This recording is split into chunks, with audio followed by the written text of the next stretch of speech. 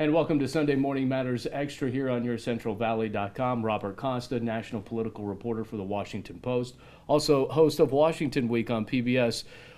Welcome back to Fresno. Why did you want to come back to Fresno? Why did you think it was an important time, especially right now in this political climate, to kind of stop what you're doing, hit the pause button, and talk with us here on campus at Fresno State? I've had such a positive experience coming to Fresno in recent years. I got to know Dr. Castro when I first came to Fresno State in 2017.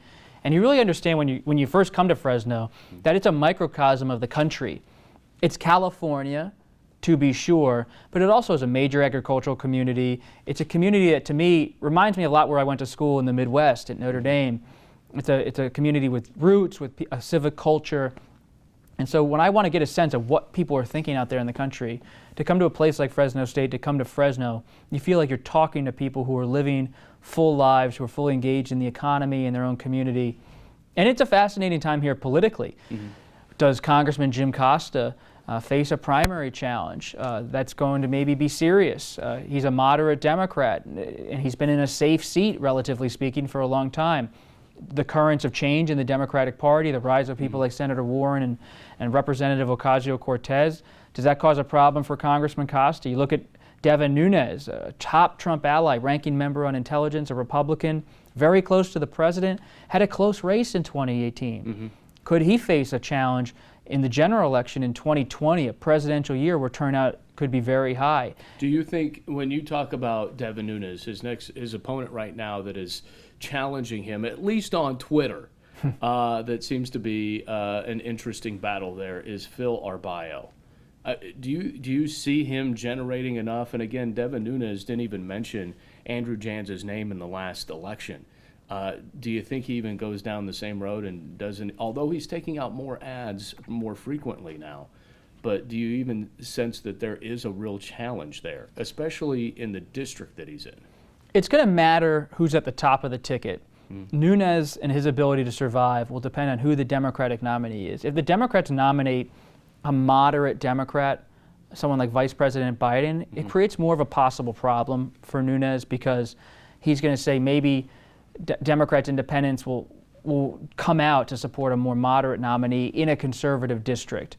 But if it's a more liberal nominee, like Senator Warren, it's hard to see how Nunes loses, because you're going to see a lot of Republicans activated to come out.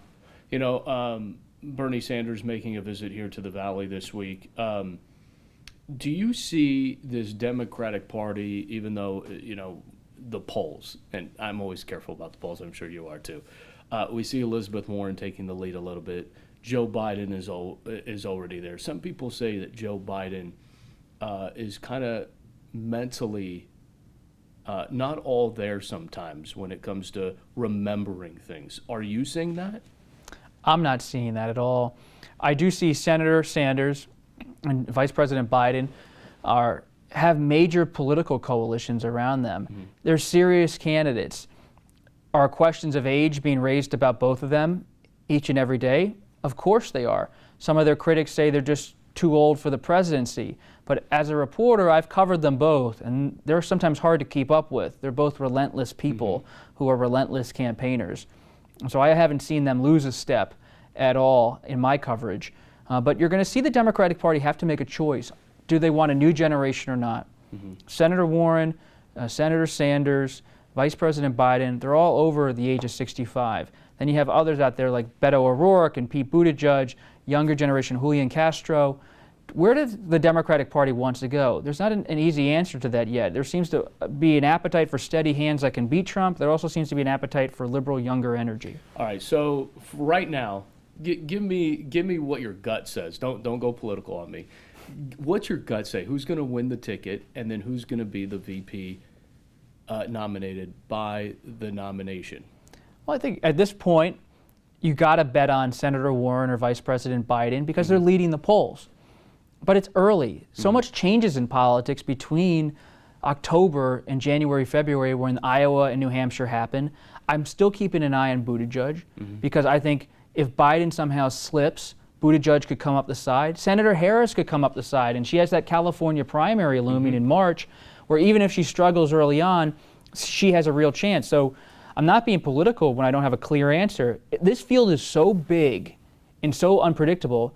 Biden has been steady despite everything that's happened, some rocky debate performances, the Ukrainian issue. He has remained at or near the top, so you can't count him out. But Warren has so much energy on the left, she's very formidable.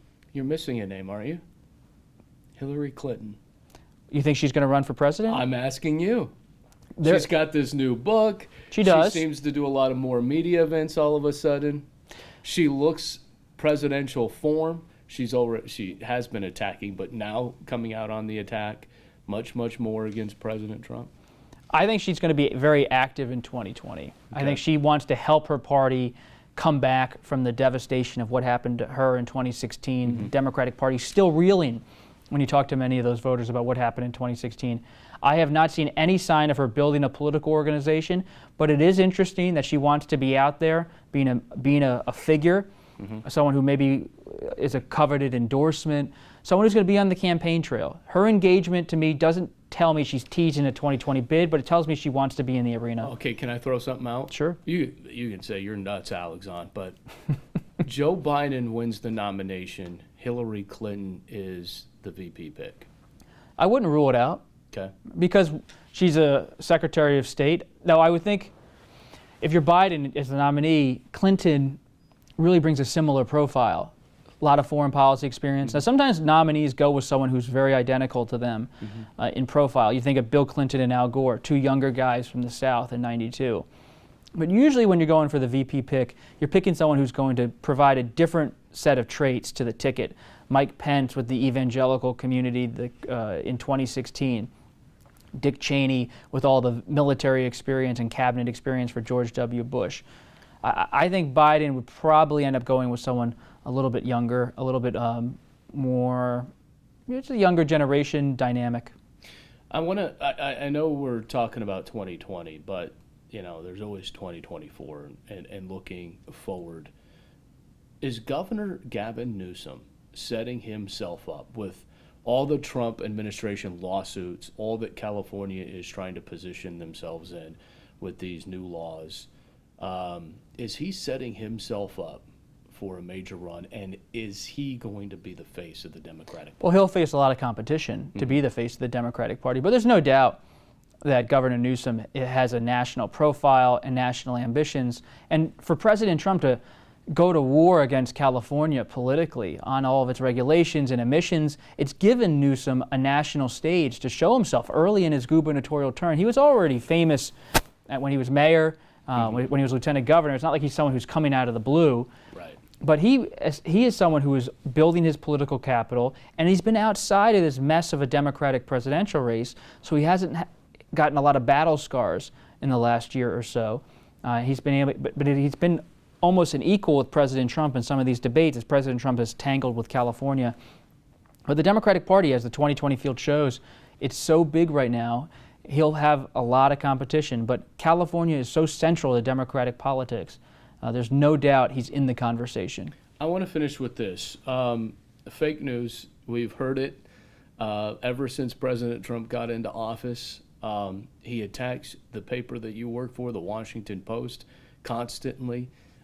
What is your take on this? Because there is fake news, and we don't know sometimes what we're reading is believable or if it has political bias or, nobody names all their sources. How important is it that everybody needs to get this right?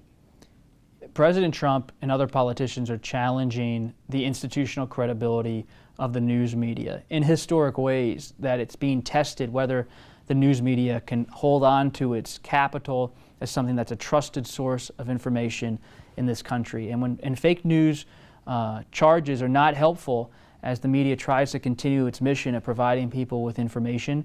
It risks politicizing the media in a way that makes people antagonistic about institutions and the media companies. But I think at the Washington Post we have a motto. Marty Barron, our editor, says, "We're not at war, we're at work." And it's so important for media organizations to just keep reporting, to get the facts right, to not just become engaged in a political battle about the news, but to provide people with the best possible version of the truth, to provide people with the full spectrum of information of what's happening in public affairs. and to stick to that. And that's what I do at the Post and what I do at PBS and Washington Week, because you really, if you get too pulled into the riptide of these acrimonious battles about fake news, then you're distracted from your mission, which is to report. And there is fake news, but fake news is when you have information that is distorted, and it's maybe from a foreign actor, it's on social media, and it's skewed, and you have to protect against that. And so that is a fear for many in the media, that bad information is being competing with actual legitimate news information. With that being said, and you've been with President Trump on a number of occasions, Mm-hmm. I'm sure we'll be getting a book from you soon at some point. I don't have time to write a book, but maybe down the line. Down the line. What's his place in history, politically? For now, you're seeing him maybe facing impeachment. That could be part of it. But I think he's someone who changed the Republican Party in a fundamental way. The Republican Party was a free trade, low tax party for decades, going even beyond Reagan, back to Goldwater, the conservative movement in the 50s. He has made it more nationalistic. He has taken issues that were traditionally Democratic positions like trade, protectionism, and brought them over to the Republican side. His hardline views on immigration brought them over to the Republican side. He has fundamentally changed the Republican Party, and that's no small feat.